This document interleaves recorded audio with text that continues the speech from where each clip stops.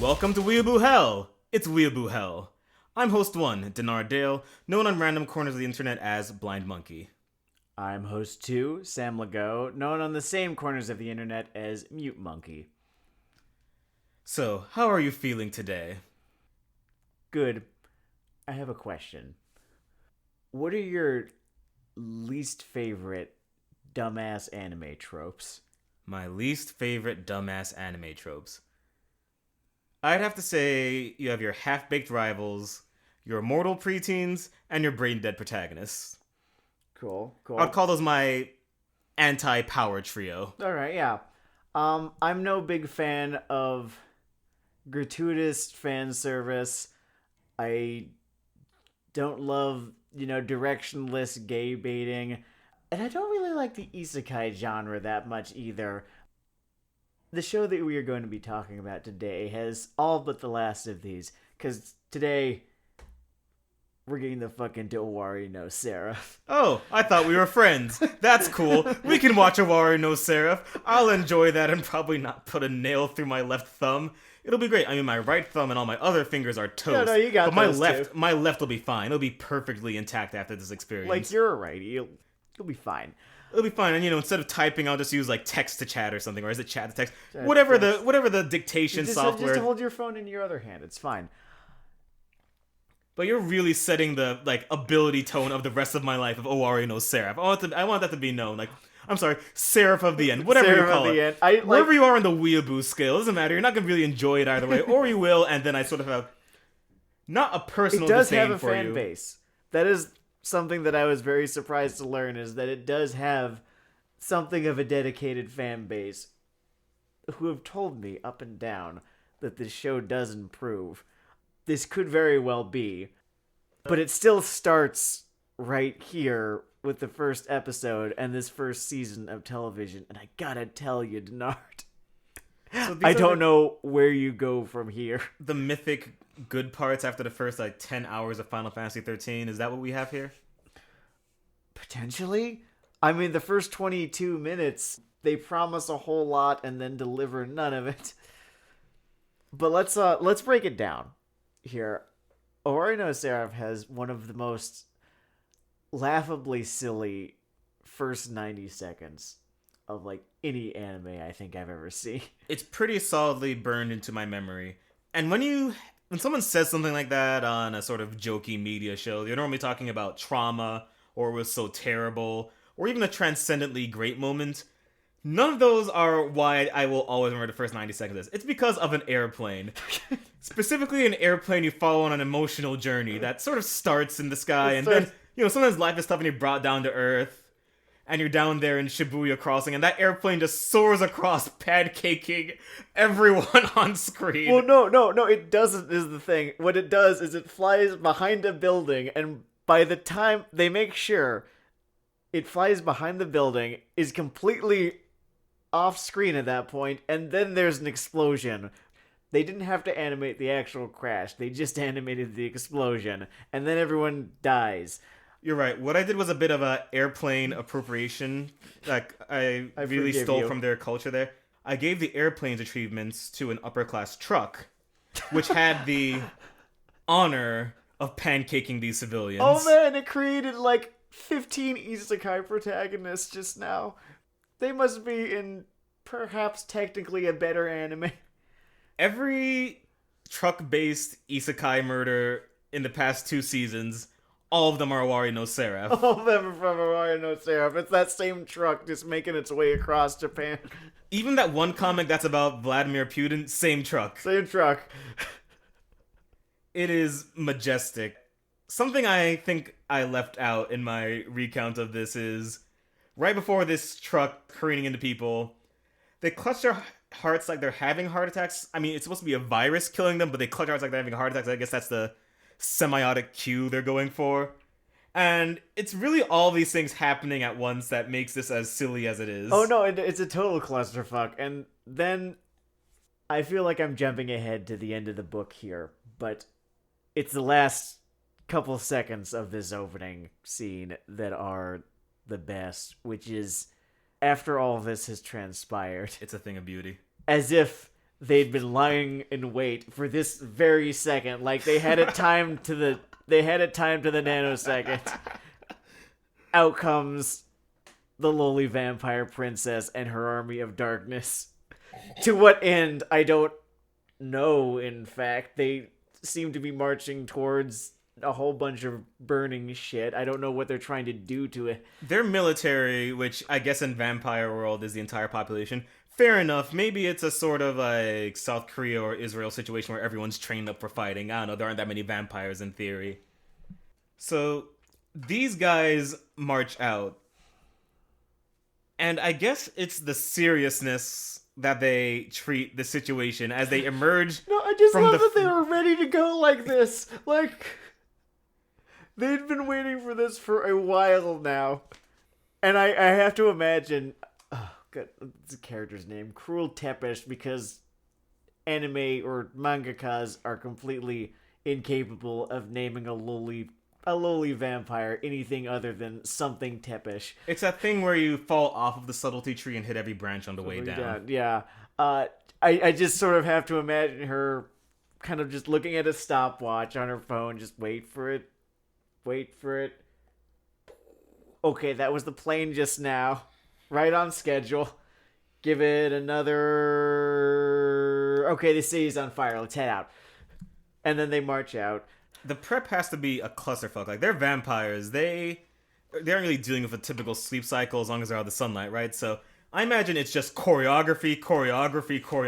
They've been practicing for a while. The entire African continent of vampire just on costume duty, just getting these like pseudo-royal robes together. Sometimes, like, I watch a lot of pro wrestling, and you sort of have to imagine, the really big events, how many hours of rehearsal had to go into that. And I'm just thinking about the same thing right now. I think that the pro wrestling vampire stable, the Brood, was a little more well conceived than where most of Owari no Seraph ends up. Yeah. Which is to say, they had no idea where the Brood was going, but there was a sort of spirit of fun throughout the whole thing. It was Edge and Christian and some dude named Gangrel. Like, really, you sort of you improvise from there. Here's another thing. I think we skipped this because I was too excited to get to that stupid fucking shot of Cruel Tepish marching out with a goddamn... Nothing is better for me than with the that backup singers from the Vampira music video. Which is the fact that it seems that this virus that wipes out everyone over the age of 13, and we'll get to why I hate that in a second, it hits everyone at exactly the same time. The woman, in Shibuya Crossing, the dude driving the isekai truck, the pilot and co-pilot of the airplane, right? That virus just... all at once. And I read and watch a lot of shit and good things across a whole spectrum of speculative fiction, right? And somehow, out of all the elements of the show that pop up, that's the one thing that really, drags my suspension of disbelief. There are other things I think are stupid or hackneyed or cliched, but just all of these viruses activating at the same time is what just sort of flicked my brain and said, hey, you're watching a fake thing. Hey, this isn't happening. This isn't real. Things don't go down like this.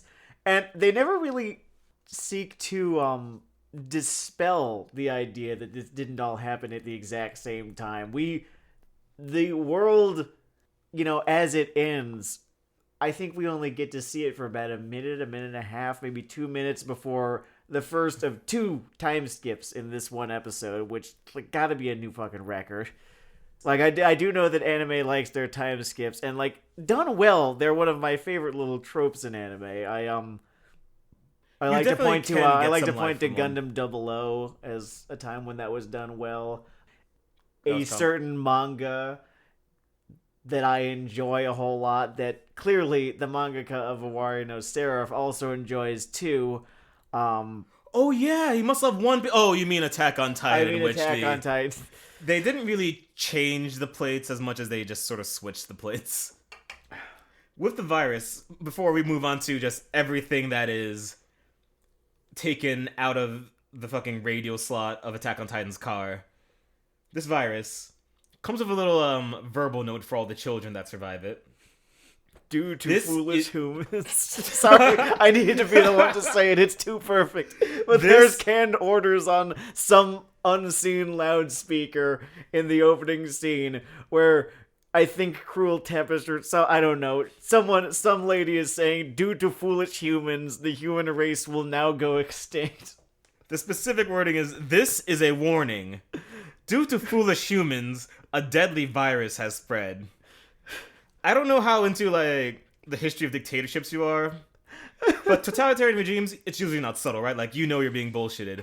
But even at, like, the peak of fucking Soviet Russia or Nazi Germany, there's a little more grace to the propaganda than, this is a warning.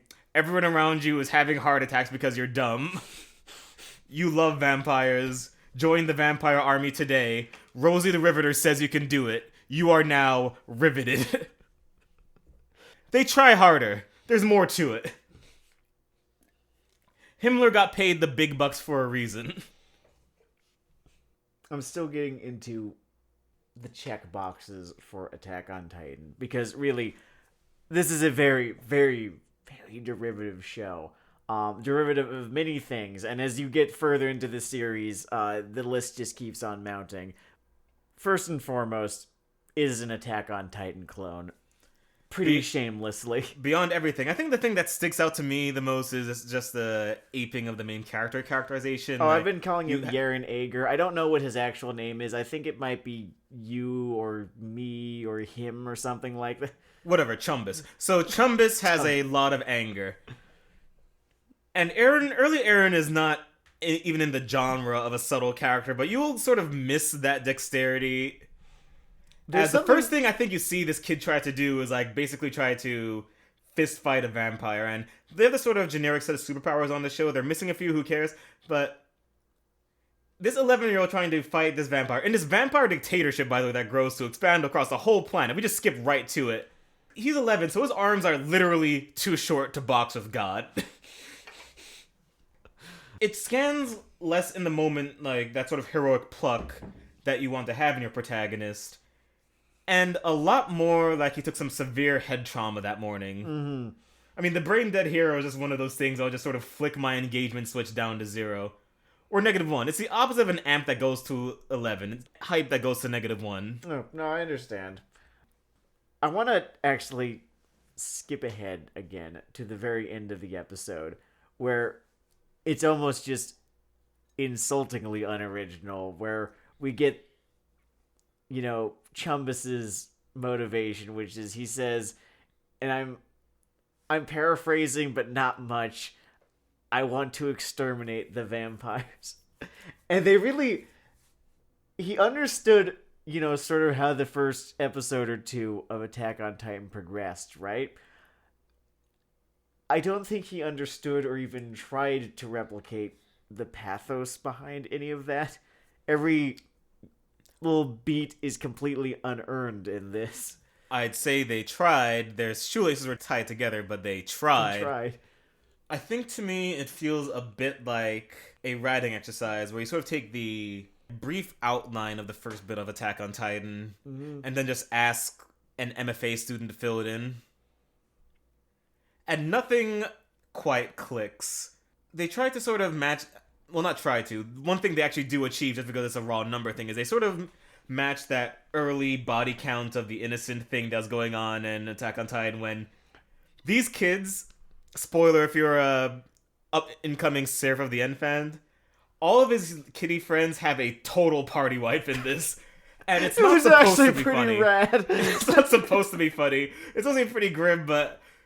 I don't know, do you remember in Star Wars Episode 3 when Anakin walks into, like, the room full of the fucking Jedi preschoolers? And they walk up like, what should we do, Master Anakin? And then the lightsaber comes out. It's the funniest shit. It's, like, peak slapstick.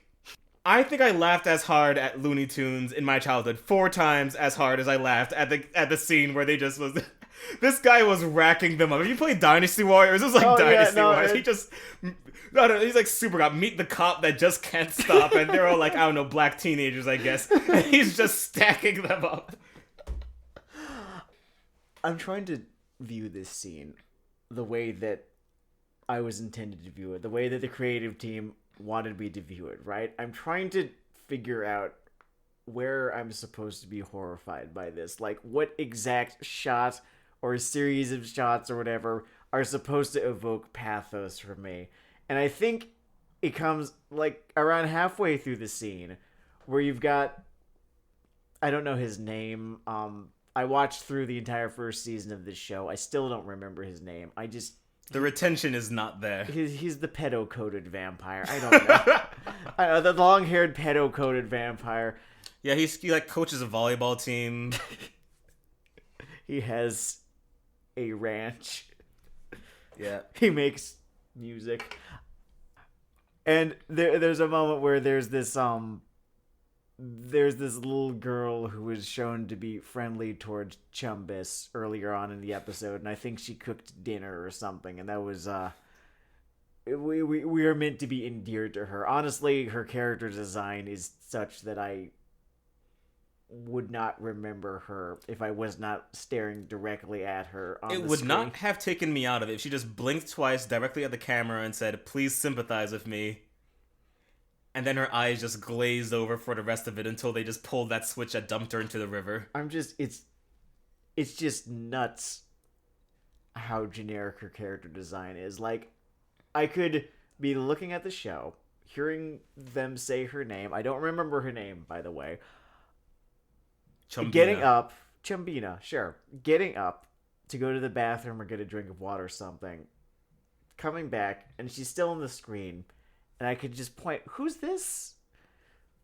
I'm kind of impressed in terms of pathos. I think that's a good thing to like look at in this early thing because it's a big part of what this goes for and what made sort of early AOT work. This show wipes an entire orphanage of kids and cannot match that one shot of just Aaron's mom becoming lunch. And I think that sort of says something about A, the general importance of craft, and B, I think that in an imitation, no matter what, you're going to get some kind of diminishing returns. Oh, absolutely, yeah. And, like, I don't hate kids. But as I just sort of watch how cynically it just throws them into this, like, fucking wood chipper, I can't help but laugh at how quickly, like, the pedo-coated vampire... By the way, they totally make it weird. Like, you're wondering, like... No, it's super weird. I'm not even being facetious here. There's this whole series of interactions that he has with, I think the character's name is Michaela. He's the blonde, not rival, he's the gay bait character. Yeah, Dark Chumbus. Dark Chumbus, sure. There's this series of interactions that he has with Dark Chumbus where he lustfully talks about the quality of this kid's blood while looking at him a little bit too intensely. And like, it's meant to feel like that. You're not crazy for thinking it if you watch this. No, he's meant to feel like a pedophile. That was very intentional, and if they try and play coy here, I'm gonna feel insulted. It's less subtext or text and more like the word art tab in PowerPoint. Like the blue one. Like, just make some real big bubble letters for the audience. Like, specifically the blue one that like kind of forms a wavy shape, that one. Yeah, like if you ever remember your Windows 98. When it comes to this party wipe, this is going to be my one little cinema sins kind of nitpicky thing here. Sure. To maybe just a little bit get petty.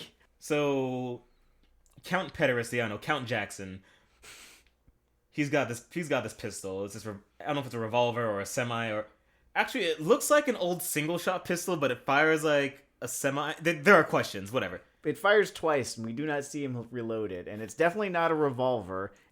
It's certainly not an automatic pistol. But that's not what's important about this. So the vampires in this have super speed, right? Mm-hmm. So he darts around like, I don't know, reverse flash, whatever the fuck. So he has this gun, and vampires in this show can kill humans effortlessly, like the way you and I sneeze, it's right? It's pretty comical, in fact. It's like chopping vegetables.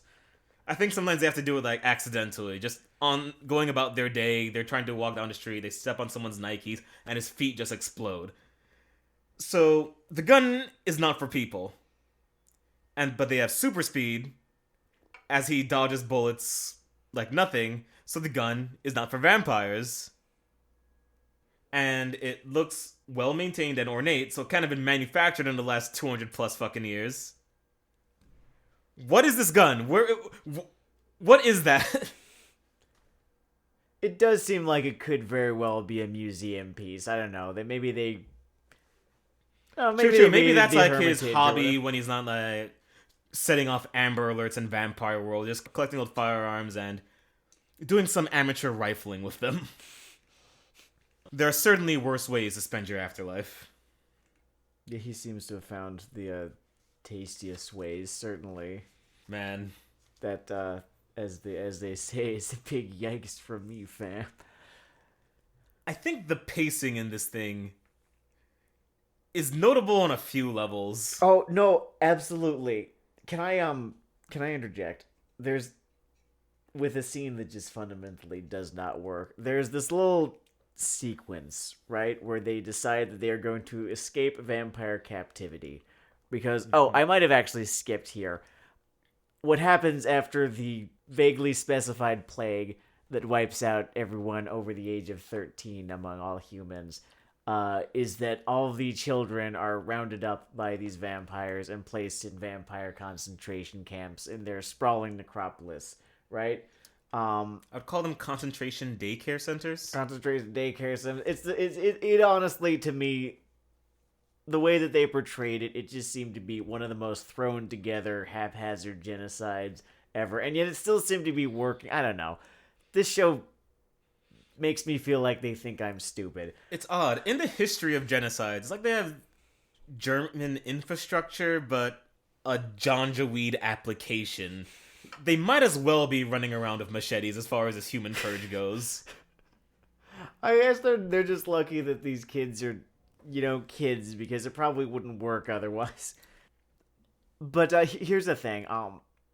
There's a scene, I want to say around halfway through the episode, where they decide that they're gonna escape because Dark Chumbus stole a map from Count Jackson. They go on this little 3-minute long odyssey through the necropolis or whatever. Dodging around, hiding at one point, just because the tension was a little bit low.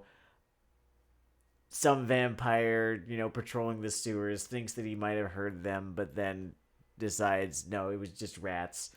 Or yeah, he hasn't something. learned a lot in the last 500 years of existence. Then they get to, the exit, and out steps Count Jackson himself, right? And in that moment, the proverbial bomb under the table explodes without us having seen it ticking at all. And it really spoils that entire scene. It renders a lot of content pointless very quickly. I kind of admire it being taken as this earth-shattering twist that a planet-wide supernatural dictatorship outwitted 7-8-year-olds. This is not history's greatest challenge. In fairness, I don't know that it's planet-wide. Near as I can tell, this vampire kingdom exists only underneath Japan. But powerful enough that, oh shit, they were just too smart for these 11-year-olds.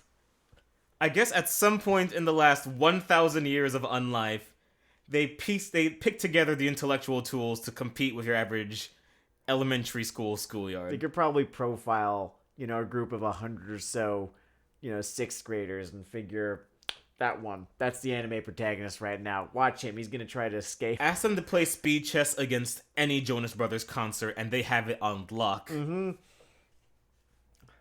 When it comes to the pacing of this episode, Go ahead. we start with the entire fall of human civilization. Yeah. Which I think, personally, I'm biased, you could get an episode or two out of. I think there might be some interesting moments in the vampire takeover of the world. Oh no, absolutely. But whatever, the story's on rails. We're interested in our protagonist's generic anger. Not necessarily the road that took him to feeling that way, so he might relate to it in some way, shape, or form. But just that it's there, and its consequences. So then we come to the air quotes present in this vampire dictatorship. Though, I guess spoiled future episodes, this isn't really the part of the story they're even interested in yet, which is why we're all rocketing through this shit, but the plot comes to a grinding halt in Vampire Orphanage Land. Which is funny, because it's also, like, the least developed part of the thing. Like, they know what our world looks like. They even know what, like, edgy teenager Bleach army later looks like. They do not know what the inside of this vampire dictatorship looks like. And you can feel them, like, reaching for straws to pull together into a shape. I don't know. They're there. They have a hierarchy. They understand it. You don't need to. And I get it. Sometimes parts of your show are thinly sketched, but why spend time in the thinly sketched part of your show? I don't know, but it's what the episode does. You'd think that they'd want to, obfuscate this. And then we get to that total party wipe I keep on focusing on because it's the best thing I've seen in a while. I have a point about that, but continue. And I think the pacing is wrong for a good thing in that scene, but for my endorphins and general laughter as a human, it was the perfect amount of time. And no, yeah, we got to know these kids for just long enough. Then there's the bit but after not so that. long that it actually was affecting. Just long enough that it was funny. For the showtime at the Apollo version of this show, it's the perfect amount of time. There's a point I'd like to raise about the slaughter of the children. which is why exactly it is so unaffecting and is in fact so hilarious. In the space of one episode, they were never going to get us to care about all of these kids, right? It's true. That was just an impossibility. However, the battle was lost. However, there's a reason that, and I hate to keep bringing it back to Attack on Titan, but this show keeps doing it, so, I'm just playing by its rules here. There is a reason that when Carly Yeager gets eaten, it is so affecting, right? It's because it might not necessarily matter to you. She's only been in this episode, maybe 6 or 7 minutes, and that's kind of a highball estimate. Yep. It matters to Eren, and they have succeeded in getting you to care about him and what he wants. Chumbus, whatever you want to call him, is such a goddamn cookie cutter character that you don't care about him or the things that he finds important. And even going beyond that, when he's interacting with all these kids who get so unceremoniously slashed to bits, he doesn't actually seem to like them very much. He doesn't seem to want to be around them. He seems at best indifferent. If not, I would go so far as to say annoyed by them. It is only once they're dead that he, in tears, admits that they were his family. He was an orphan, by the way. They were all kids at an orphanage together. So for some reason, the unit was kept cohesive when the vampires took over. Whatever, who cares? It's impressive. It's both unearned and on the nose. Not necessarily flavors that always go together. It's uniquely terrible in that it draws attention to why it does not work. I wouldn't consider myself that smart of a dude, but it did not take me very long to figure out why I was laughing instead of crying at this scene. Which is why I would like to lead this segment to something that's very important to me. Oh, sure. Off the top of my head, I am now going to list similes for Michael Jackson Vampire killing these kids. It is like Brock Lesnar versus a room full of Shih Tzu dogs. It is like Muhammad Ali going through the waiting area of a retirement home. It's like Anakin Skywalker in a room full of younglings. Oh man, that is fucking. Oh my god. It is like Lu Bu in a nursery. It is like a Dynasty Warriors character In Dynasty Warriors, Dynasty Warriors, in any non-boss fight scenario in Dynasty Warriors. I actually sort of started like whistling the theme music to myself. I know that makes me like sick on multiple levels, but No, I don't think so. I think it just means that this scene does not work on such a level that it could not help but invite comparisons to Koei Tecmo's beloved franchise. There's one final point that I'd like to bring up about this episode, which is the issue of queer baiting, which we don't so much get it that much in the first episode, but oh man, does it become such an integral part of this series. I guess it just shows the way that like studios just sort of think of like demographics as markets first and people like fourth. Oh, absolutely. Like it's a thing where the show will never commit to any kind of actual gay romantic No, I mean, interaction. and that is what queerbaiting is. Queerbaiting is casting a net and hoping that, with this net, you catch, one or two more viewers who are in this for the idea of shipping these two characters together, right? Who might not have otherwise watched this show because, honest to God, why would have they? And it is just so goddamn cynical and such a goddamn turnoff to watch when you look at this, and it's really, really clear. It's basically fan service's version of tokenism, I would call it. And it is very clear that they are absolutely going to bring this nowhere. It's there so that there can be fan artists. Hopefully capture that. Hopefully capture that. I don't know, Naruto Sasuke money, I guess. No, absolutely. I mean, yes, no. This show wants what other shows have. It is very covetous, I would say. If I had to place this anywhere in the various circles of hell, wherever gluttony is, because this show wants to be literally every show. It kind of wants what Code Geass had, ultimately. Code Geass was a kind of a beautiful miracle in that it was made of parts that shouldn't have worked either on their own or in amalgam, and it came out the other end as something... like something good, in fact. Like possibly one of the most important anime of the decade it came out in. And I think the thing to remember about Code Geass is that Code Geass was somehow every anime at once. And that seems to be what Owari no Seraph is trying to do. It's trying to be every anime at once.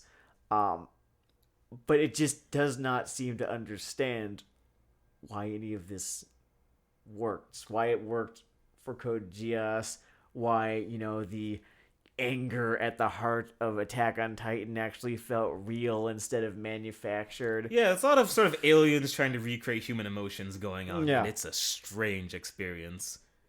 For the record, Gluttony, third Circle of Hell and Dante's thing. Okay, so it fared better than the first episode of Handshakers, even though I actually think I disliked this more. Like, I think Handshakers is technically worse, but... No, sometimes the show feels more personally bad. It offends your personal sensibilities. It does. It really does. And one point before we close out on this particular episode... It doesn't bear a whole lot of discussion. The character designs on this series are so goddamn generic. They feel like they're right out of a harem anime from 2005 produced by Studio Gonzo. I'm going to co-sign this. I'd say everyone looks drabber than drywall. And I don't know, I'm not artistically inclined beyond writing nonsense, so I'm not exactly a master of visual art.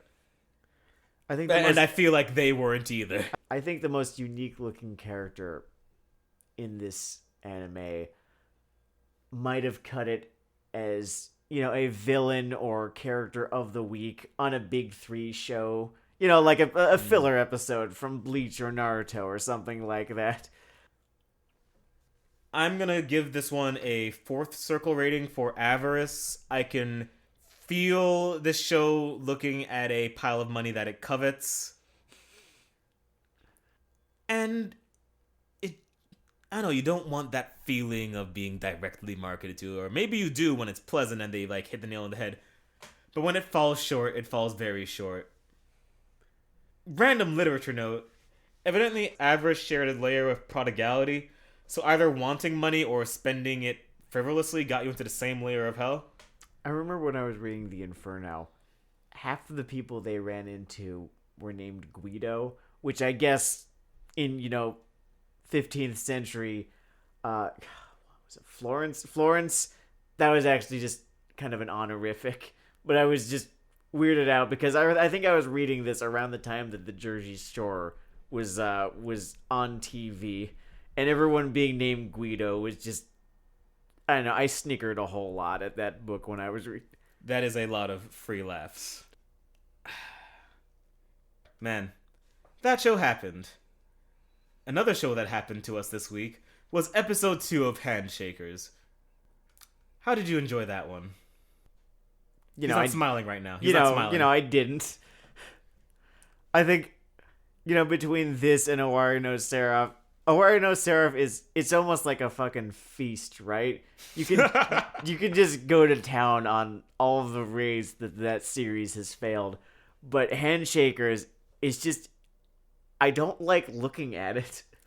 I want to kind of turn away. When I'm watching Handshakers, the main thing that I am thinking is that I really would rather be watching something else. This episode is great, and by great I mean there was a vast field of nothing. It's like a desert. So we open back in the fight we ended the last episode with. It's Chains versus Gears. Were you impressed by the 4 seconds it took Chains to job? In a sense. I wasn't impressed by the actual fight in general. I was impressed by how they seem to have just completely wasted that character design, that pair of character designs, because, oh man, they were definitely designed. What I really enjoyed about that sequence, or what made me feel really happy, wasn't necessarily the catharsis of like seeing a bad guy defeated or a hero's triumph, but the chains in this show are really hard to look at, and seeing that guy eat shit meant I wouldn't see Chains for a while, and that really gave me a I mean glow. that would yes. I think most of the things in the show that move are very hard to look at. Yeah, man, but those chains, they were like the wrong shade, and every time they were on camera, it meant that bondage girl was making all the wrong sounds. Oh man, and like, here we go again. It's very tiptoeing around the show's gender politics, and I don't know what I could say that would be new or nuanced or could offer a new take on, problematic themes, yada yada yada. I got nothing, guys. I'm sorry. Okay, it's just fuck, bad. The gender politics are bad. It's horrendous. Fuck problematic. I have no real ethical core, right? Titillation is like everything else. If you dump 2 quarts of salt on any dish, it's just going to taste like shitty salt. And that's how I feel like the sex on the show is like, you pile it on so deep and artlessly that I feel nothing. That's a point. Although you can pile fan service on deep and artfully and end up with Prison School.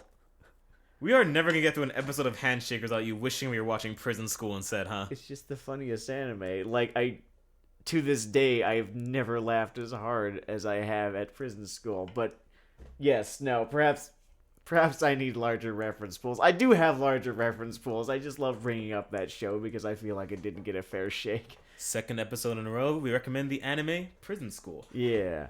While we're on the topic of fan service, I would like to voice my what would I call it? A moral objection to it, because, as you said, when you layer it on thick enough, it's just ineffective. As anyone could say, it's really kind of shitty how they kind of turned women into objects for titillation, right? But as I said earlier, there's not a whole lot that I could add to that.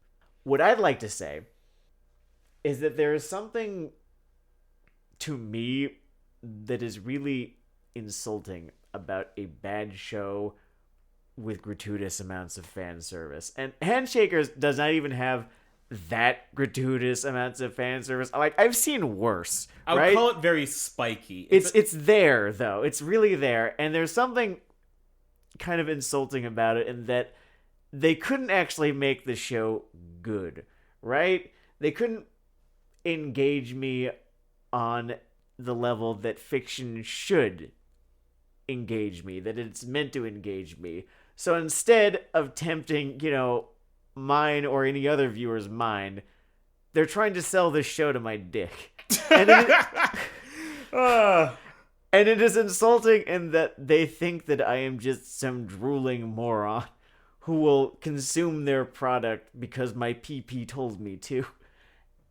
This is not just Handshakers that I am talking about right now. This is any show that really thinks that wiggling anime titties at me is going to offer me a level of engagement approaching equal to, I don't know, having a good story with good characters and it's decently well animated. I see where the dude's coming from. Also, you can't compete with the infinite complex of porn. You're more into opening sequences than I am. Any thoughts on this little musical number? This is gonna become a catchphrase, but it was all very mid 2000s anime for me.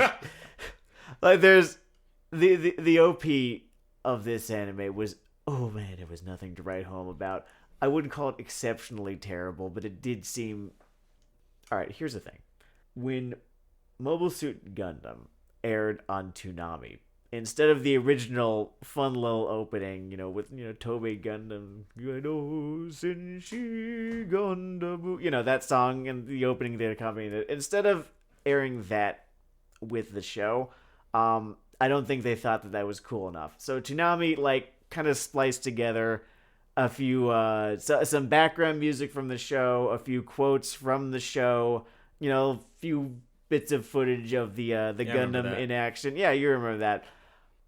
And it was very generic and disappointing, and not a great way to intro the series every Friday. I see what you mean. Like, you are really overstimulated during this opening, yet nothing really lands. It's nothing. It's I'm tempted to abuse the "tail ridden by an idiot" quote, but no, it provokes absolutely nothing, because then it has the credits dead center. Nothing creative is done with them, and they're all in this font that I am absolutely positive was a font that they found somewhere, and they did not hire a graphic artist to come up with this font. So you're saying you imagine just an intern scrolling through GIMP, saw something that seemed vaguely, ooh, that's kind of cyberpunk right there, that font, even though this show does not, I wouldn't call it cyberpunk, but that seems to be the aesthetic that they were trying to go with in this OP, oddly enough.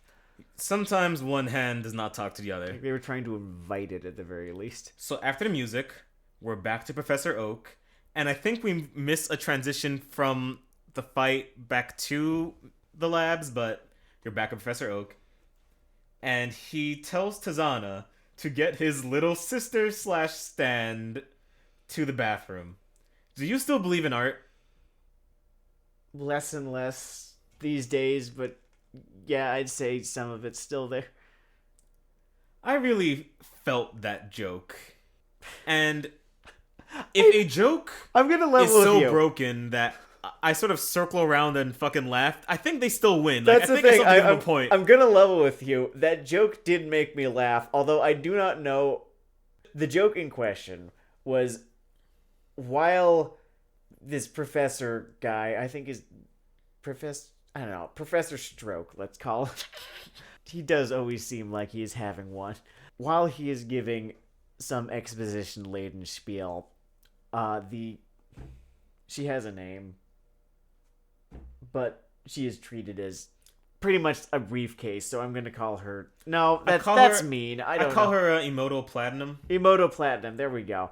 As he is giving this spiel, Emoto Platinum seems to be in some increasing amount of pain, and then Professor Stroke tells, what's his name, Tazuna to take her to the bathroom before she wets herself. And I have to admit, I laughed at this. I don't know if I laughed at this because the joke was funny or because I just felt so defeated. You see these documentaries of people who lose everything in like a hurricane or volcano or some shit. And when there's nothing left, sometimes you just have to like laugh at like cosmic comedy. And I think it's that moment. I think you're onto something. This series had the gall to be so terrible and then make this piss joke at me. I think that there was something funny about it as a whole. I think there's a version of the Sublime at work there, personally. No, I think there's something to be said for that, yeah. So there's some exposition. A lot of exposition. I didn't retain most of it. I remember looking at the timestamp, and we were somewhere around 10, 11 minutes into the episode by the time they were done. The majority of the first half of this episode is just this one scene where Professor Guy goes on and on and on and on about the main premise of this series. I watched this maybe an hour ago. I have retained so little of it. I will give them this compared to last time. By now, you sort of piece together for yourself what all this, like, Ziggurat, Nimrod, etc. shit means. Only now that you piece it together, he decides to explain each step in detail, and it's kind of worse. And you kind of wonder why I didn't tell them before their battle to the death. Or, I'm sorry, you don't die in the tournament unless you're Emoto Platinum, who, during this exposition, we learn, will die if they separate hands for too long. Just the gracelessness of them dropping you into shit in the first episode in a way that it's kind of impossible to enjoy what's going on because of how amazingly in the dark you are, and then slamming the fucking brakes in the second episode and just deciding, we gotta rip this band-aid off, and then just giving you everything. And you know what you have at the end of that fucking explanation? It's just the fucking same tournament that's in Fate Stay Night, Shaman King, Dragon Ball, whatever. Just, hey, can if you punch win other enough people? fights, you can get a wish from God. If your footwork and jabs are good enough, then Jesus can pencil you in for a 4 p.m. I don't know, I guess the gods just want to meet prize fighters. Like, fuck their priests and followers. They're just really... The only people that have met God are Conor Mayweather, Muhammad Ali, Mike Tyson. I think George Foreman at one point, right? Oh yeah, George Foreman managed to get like a noon power lunch of God. Floyd Mayweather has like one of those little punch cards that you keep going back to the restaurant and get a free meal eventually. And he could have stopped a lot of wars by now, but instead he just keeps on asking for more Marvel movies. And honestly, I enjoyed those, so good on you, Floyd Mayweather. You know, like those famines will work themselves out. So they go back to our protagonist's home, with the doctor in tow. And he passes this girl off as a Brazilian exchange student and moves her into his house. So, fun fact, Brazil has a huge Japanese expatriate population. It's a really cool story. If you want to like go to Wikipedia or whatever, there was this whole thing of economic incentives that didn't really work out. It was crazy. I'm pretty sure one of their presidents was of Japanese descent. Or was it? No. Was it Chile? I don't know. I can't remember. He went to jail, though. Here's the thing with me in this sequence, though.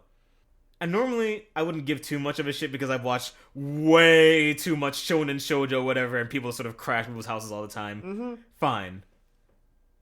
But it's canon in this thing. It's a character element that Emoto Platinum looks just like his dead sister.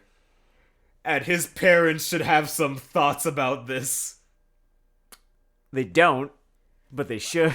They should be flipping their shit. Maybe they're terrible parents. Maybe that's why their daughter is dead. Maybe they forgot. Maybe they forgot. No, but then, no.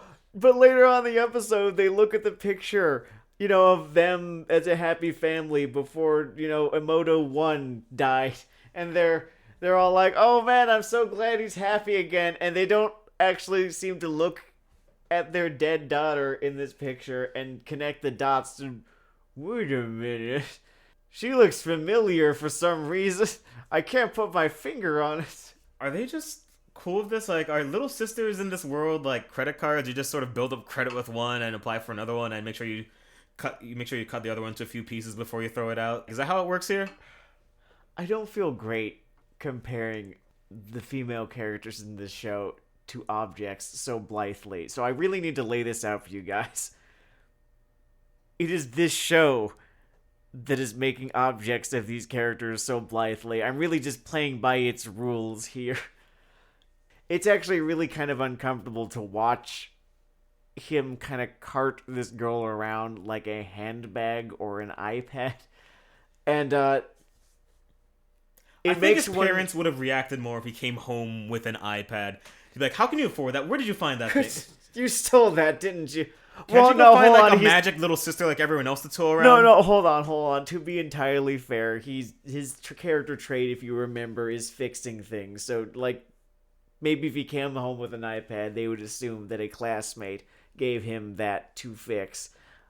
Fair enough. 1 point to the blue team. One point to the Blues. I feel like it's a cop-out just saying what even is there to say about this show's gender politics, but we'd be here all night. Man, forget the gender thing. She looks like his dead sister in a wig, and Still- they're his parents. We're still What the there, fuck? okay. No, I'm going to be there for a while. It is blowing my goddamn mind. That's not like a first script read thing. That's like, oh, I just typed that out. Wait a minute, I forgot about the thing. So, after that, you have some domestic hijinks in the middle of this magic tournament. Domestic hijinks. They have to learn to bathe together.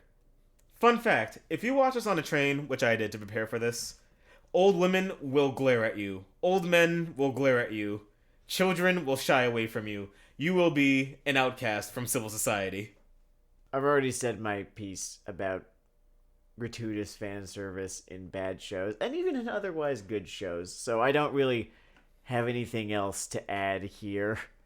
And for a second, I kind of thought about defending myself, saying, it's okay, I'm trying to make a zany podcast.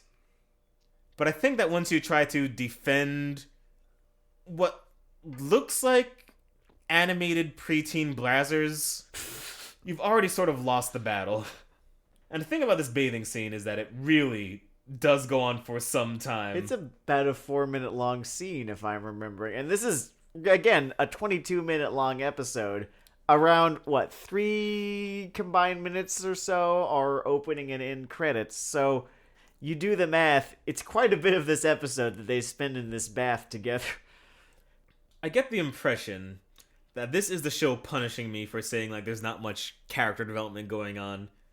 And their version of character development is him struggling with the idea of how he can't leave this girl behind, so they've got to be naked in the shower together.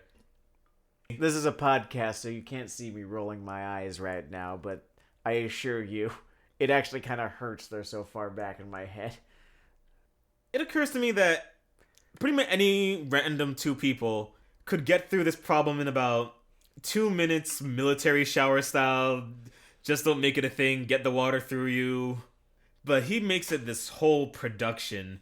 And I guess it was to relate to him having like a strong interiority. Like, oh, he's such a nervous dude. He's so gallant as he just visibly lusts over this undeveloped human being to his left. Oh god, there was this joke that I was so glad that it went the way it did and not the other way it could have gone.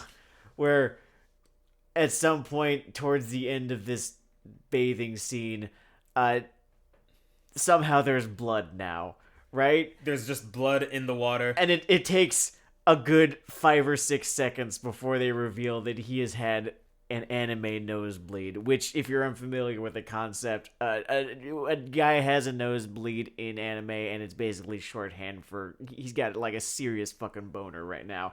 But there was a point where I wasn't really sure where this blood came from, so I was just thinking they didn't. I thought that this show was braver than I had ever given it credit for. It almost got 2 points with me in 15 seconds. Just for the audacity that would have required. In fact, I'm not gonna lie. I wanted to believe. I wanted to believe that this show's comedic streak was just willing to just go there. Like, just fuck it. Make Battle South Park. I'm kind of there for it. I was relieved, but I really honestly could stand to live in the world where it was the other one. The man has a point. So, after he's done with his Amber Alert, they have to go to class. Holding hands? All of their classmates surround them because I guess they don't have anything else interesting going on. What do you think of this rich comedy here? Is it another teen movie? I think a lot of anime, a disturbing amount of it, becomes exponentially worse when you stop thinking of the main character as the main character and start thinking of them as you. It seems that a lot of studios just get this design dog that said we want them to be able to imprint themselves on the character, which makes me ask a lot of questions about how they perceive the average member of the TV watching public. Evidently, a lot of us are very deficient in personality, deficient in interesting traits, deficient in skills. Not so much skills in this case, since they triple underline the mechanical thing in this show. I'll give them that. Yeah. He has the machine thing. He has a skill. And so now he has gears, which in his infinite genius he used to make a big bonking stick that he caves man his enemies with. But And He to does his have a credit, thing. it does work pretty well. Like, the bonk and stick, I guess, was the way to go in this case. Yeah, I guess in a lot of combat, it just the simplest method does work. Maybe they know more than we do. Maybe we should kneel at the altar of handshakers and grow as creatives. No, Oh, okay, I no, won't. cancel that. I'm not doing that. Not even happening a little. So yeah, they think that she's his girlfriend.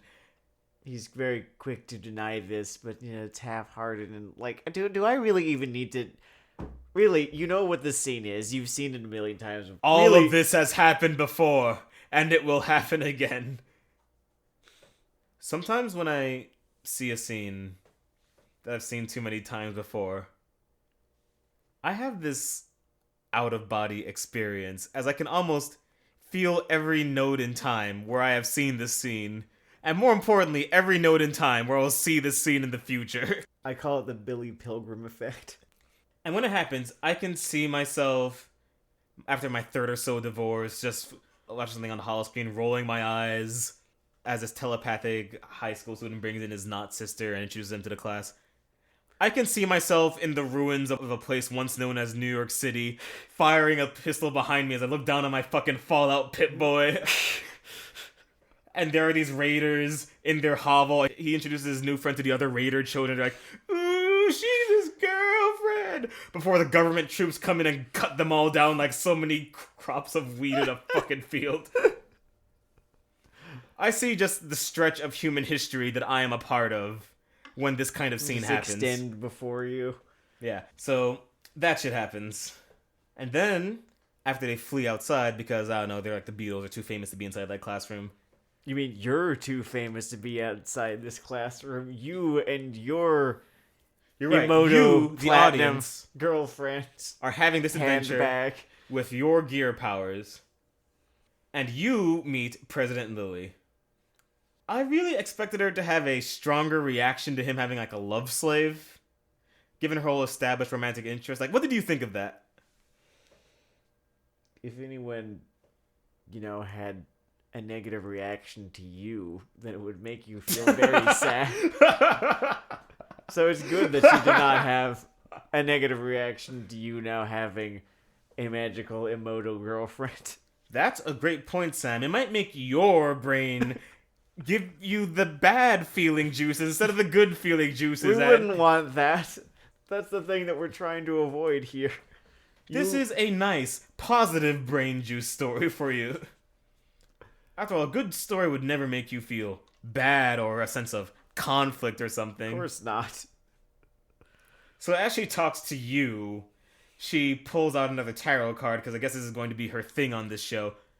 To its credit, the jiggle is down 200%. I think they ran out of money. I feel like they were spending a whole lot of money in the first episode. It's very, very clear that the first episode had possibly up to 3 times the budget of this one. Like, it might have even been 4.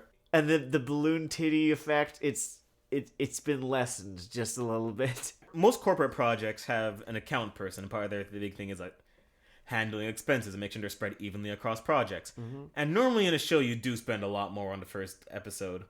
But whoever was the account person sort of splitting the budgets really tightened the strings on the second episode, because it is all wooden talking. There's so much talking in this episode. Oh my god. And I like dialogue. The dialogue here is just... There are plenty of dialogue-driven anime I've watched in the past, 5 or 6 years that I've absolutely loved that would put up there. Like Katana Gatari comes to mind. Mm-hmm. I really liked Recreators. That was an interesting one. Recreators was a really solid show. It was the guy who did Black Lagoon did Recreators. He wrote it. He did the character designs. He was not the main creative force behind it the way he was with Black Lagoon, but that was why I liked Recreators. And if you know that, like that it was him, then the whole show and it's basically just being a series of conversations, really bookended by violence, does make a whole lot of sense. It feels like it is from the same guy. Yeah, it works there, and I think what just happens there illustrates some of the problem the show has, because I can't really focus on the words in the show for too long before I start talking about something else. I am not convinced that this show has characters in it. I think it has character designs in it, certainly. I do not believe that these are people. I don't even believe that these are imitations of people. One of them is you. The other one doesn't talk and is, for all intents and purposes, an object. Until that scene in that high school classroom where everyone's pointing at her, you could have perfectly passed her off as him having an imaginary friend. For all the independent Oh no, input absolutely. And on his the parents story. are just being really accepting. Oh, he's still dealing with his first Emoto's death. The doctor's just doing a sort of psychotherapy thing. Doctor doing a psychotherapy thing, or fucking with him. Just fucking with him. Just Oh yeah, you ever mess with an intern? He's just fucking with him. He just fucking with him a little bit. So he gets his kicks. I was just like, oh no, that's just Professor Stroke. He's just fucking with him. He just loves messing with these kids. It sparks joy. It does. And Professor Stroke, while I'm on the subject, is not so much a character as he is exposition and a couple of affectations, really. Professor Stroke is a collection of character tags that typically annoy me in better shows. These things annoy me in better shows, and he is all of them in this context. Like, he is the dangling keys, look how much wackier than everyone else he is, and he also has a bunch of information for you. Yeah, the deck was kind of stacked against this guy. Professor Stroke never had a shot. I think in the first episode he introduced himself with, I don't want to call it a little dance, but a big dramatic flourish or whatever, and I would call it a shimmy. that was all you ever needed to know about this guy, because yeah, he delivers on everything that big shimmy implied. Just, oh, okay, so you're gonna be really loud. Occasionally you're going to sing your lines, and most of all, you're just going to be talking a whole lot. So you had a point that the show doesn't so much have characters, it has character designs. Mm-hmm. I feel it's like it goes sort of high concept with the characters, but doesn't really deliver. Just like, what if? So the next what if pair, we already had our what if it was a bondage couple kind of thing. We have a businesswoman. Only it's not a businesswoman because, okay, she looks 9, so we're going to call it an anime 12. No, I think 9 is anime 15. But her character doesn't scan 15. I think she's like, what? It's like a little girl, right? We're going to get to episode 3. She's actually going to be 20. Kill me. But but her partner is this, like, I don't know. Butler, valet, something. Like the guy they're talking to about business at first thinks that she's the intern and he's the businessman, but it's the other way around, kids. I don't really have a whole lot to say about these two yet. I don't want to jump the gun too much. Like, nothing about them was particularly fascinating to me. I don't want to see more of them at all. I don't want to see less of them, I guess. But I do feel like I know what I'm in for, which is, this show was missing a tsundere, and, well, here she is. I will say, after seeing how the show spends its downtime, I was happy to see another battle couple introduced, so that we can get to the 5th worst element of the show. I think the action in Handshakers is bad, and also better than its other elements. Like, technically. The action gives me nothing. It doesn't hurt me. It doesn't take away. No, yeah, it is a value of 0. You were kind of hoping for, at least 1, but no. It's like the little animation cuts in like a JRPG you play for the story or something. You know what's kind of sad about this is the fact that Handshakers is really, really trying to be a visually interesting show. And its action scenes, like I said, have a value of exactly 0. There is nothing engaging about them. It has failed to deliver on the most important thing that it promised, which is big, fantastic, kind of take you away visuals. And since it is an action series, those visuals are going to be tied to the action set pieces. But we get none of that. We get some really distractingly artificial looking chains and then a fight that is over as soon as it's begun with not any sort of choreography, but he stabbed him really big with the gear stick. Real hard. He went right for the jugular. It did kind of bug me that the show specifically underlined that guy was unharmed and no one dies in these things. We should mention that. I don't think we brought that up. Yeah, part of the exposition dump was that when you die in the ziggurat. Oh, the ziggurat. The ziggurat is the vague term that they have for anything that goes on in iFuck world.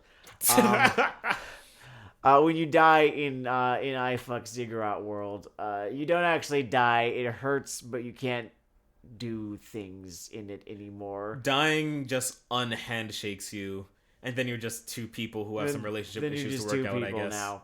And that's just kind of the end of it, and you're ejected from this tournament, I guess. However, his little sister is kept alive by iFuck world energy. They must always be linked and ready for an iFuck battle. I need to nitpick here for a second. Do it. There's a scene between when they're talking with Professor Stroke for 10 fucking minutes, and he's talking for all of it, delivering his exposition, and then they show up at his house where she's now a fake exchange student. They have a costume change, right? In between these two scenes. And I don't know if you've ever held hands with someone and tried to change clothes. I'm not trying to be nitpicky. But I was just taken right out of it. You can't do it. It's physically impossible. The sleeves alone. You can't fucking change your clothes while physically attached to another human being. I guess is there a certain amount of time that they can be separated? Like, one of his hands is in the water when he's bathing her. Oh my god. Whatever. One of his hands is in the water while he's bathing her. And while any manner of disgusting things could have been happening there, I don't think that their hands could have been linked. No, their hands are explicitly not linked. Like if you. So then, if he's bathing that was her, what I was looking for. Is it any physical contact? Does it have to be the hands? I feel like I'm trying to do a undergraduate close reading of a porno right now. Like I am like peering between the lines of Debbie Does Dallas, trying to reconstruct meaning.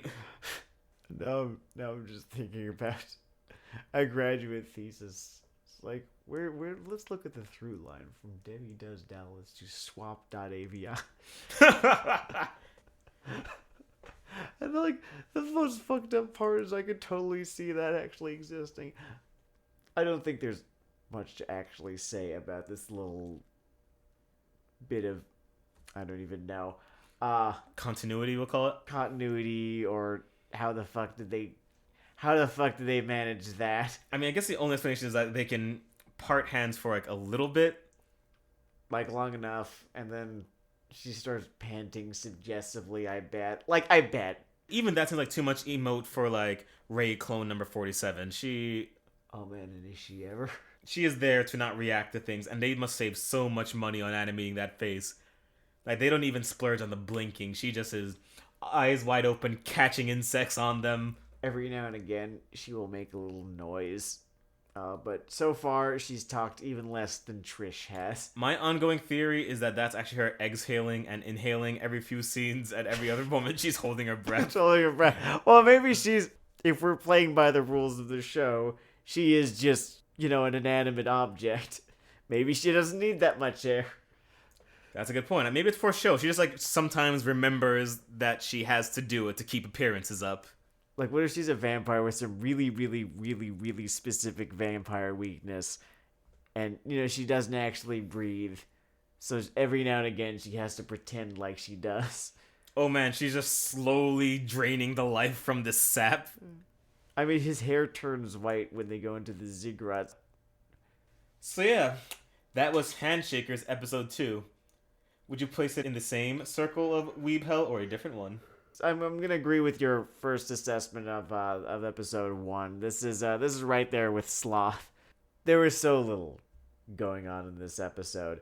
Sure, there was exposition, there was fan service, but really, when it got right down to it, nothing fucking happened. A vast field of nothing. I'm going to place it on the fourth layer, which, as you said earlier, combines avarice and prodigality.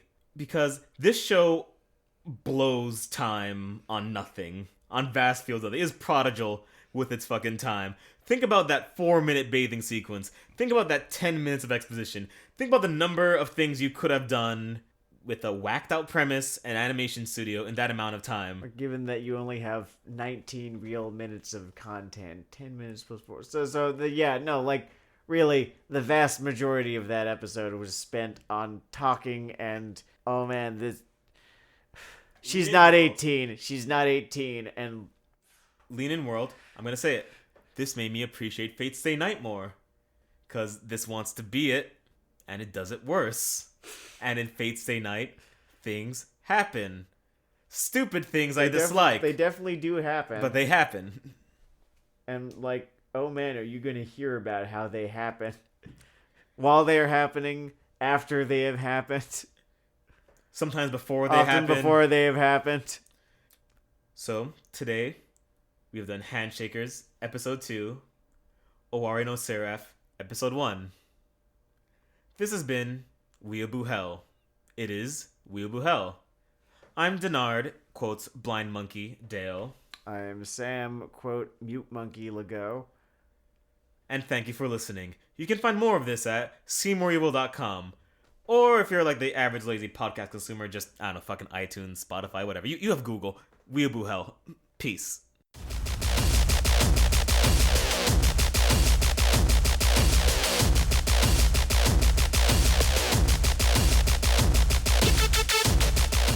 Hello, Smithers. You are very good at turning me on.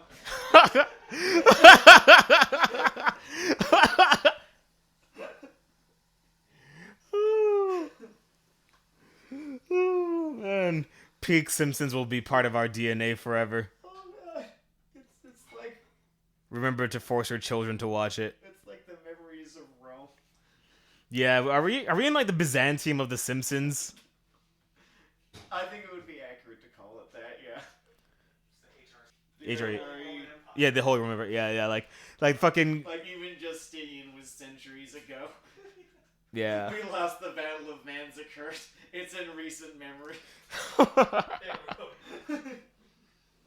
Oh. Oh man, that's great.